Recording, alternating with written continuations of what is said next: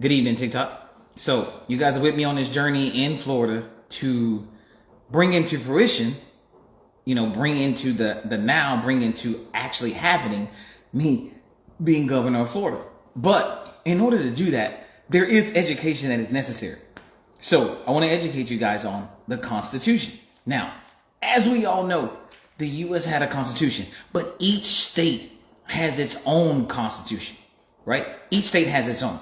So you're going to hear two terms as I discuss this, because law, again, is the root cause of a ton of our issues. It's the law and who's being allowed to manipulate it.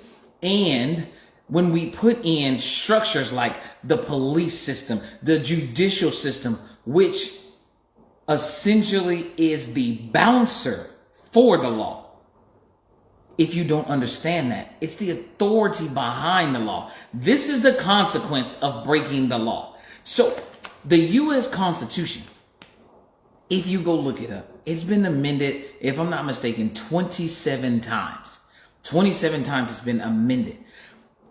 There are 6 unratified amendments. So I'm going to teach you 2 words, ratify and unratified. Ratify is simply, we all voted on this. We all came to a consensus. This is going to be in the Constitution as an amendment. Unratified, it's on the table. But here's the deal.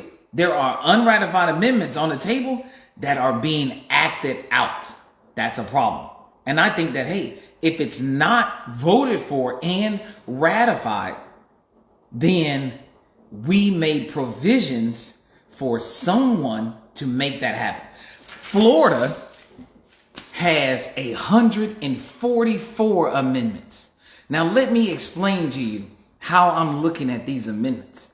And I think you should all look at them the same way, or at least understand my perspective on this.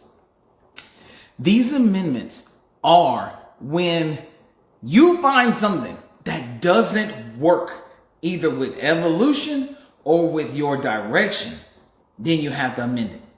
I.e., the 18th Amendment. It was amended because we passed a law that said we didn't want alcohol. It was like the Prohibition Amendment.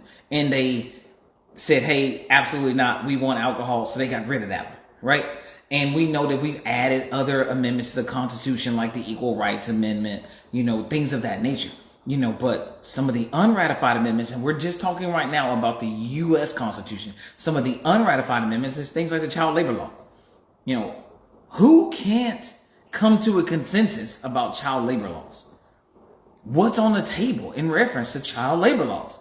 These are things that we're going to have to educate ourselves on. But in Florida, we're going to talk about 144 changes, because I have a little over 2 years to go through this and discuss this and explain to you things that need to be explained, i.e., that's, for example, for everybody who doesn't know, and I am not trying to be condescending or rude to anybody, but I do want to talk in plain language.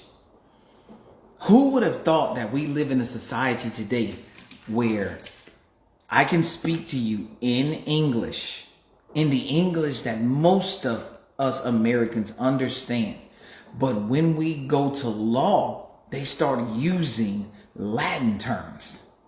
Now it's like, hey, why doesn't this word mean exactly what it means in English?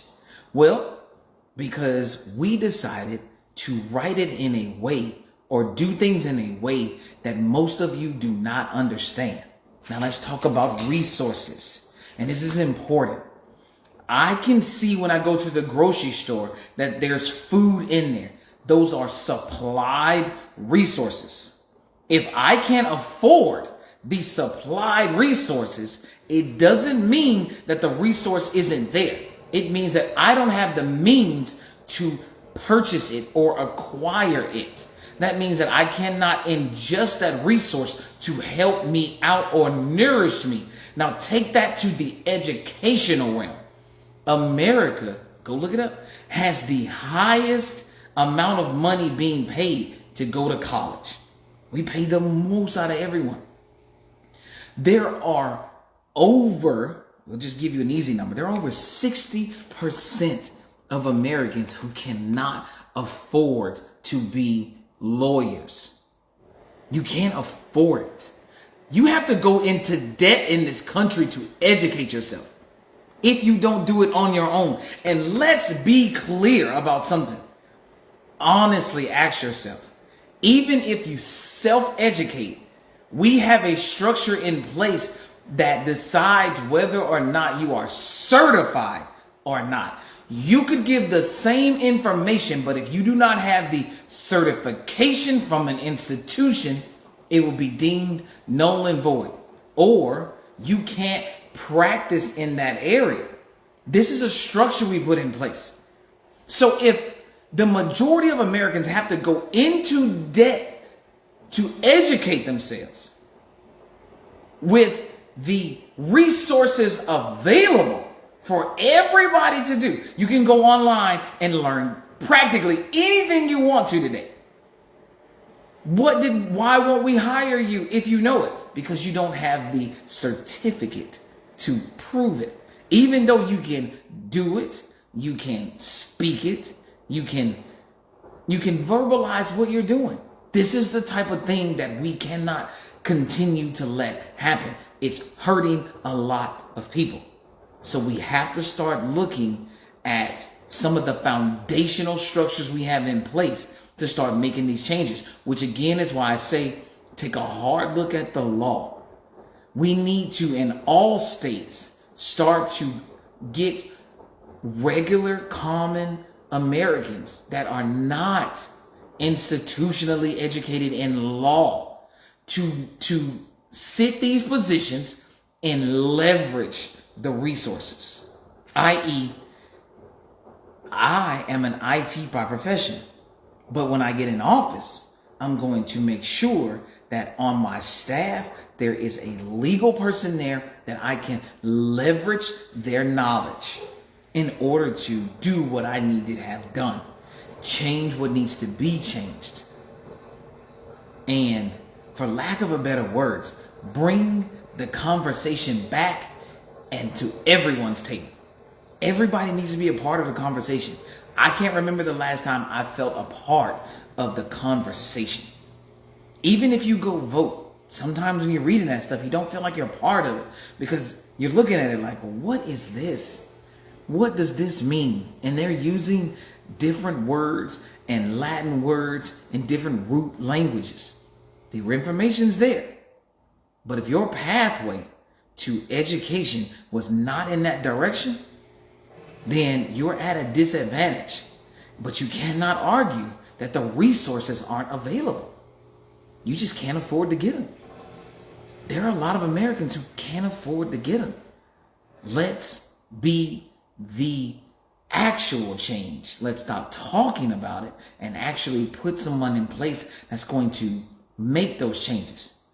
Take a hard look at our states. That's where it starts at. Our state structure. We can fix things right here, right now. So please continue to join me on this journey and share this, because other states need to start understanding that our foundation is the problem. And instead of trying to throw it all away, we just need to put different pieces in place. Maybe these pieces are worn out. So let's put in some healthy pieces and start building this thing back in the direction that it was meant to go. Again, the U.S. Constitution was only amended 27 times. Florida's Constitution has been amended 144 times. How many mistakes did they make and are continuing to make that people from over a century ago, with where we are today, seems like they got it right in some areas, messed up in some. Because we're not looking for perfection. We're looking for something that can be built upon. And if we find error, we have checks and balances in place to fix those errors. Thank you very much.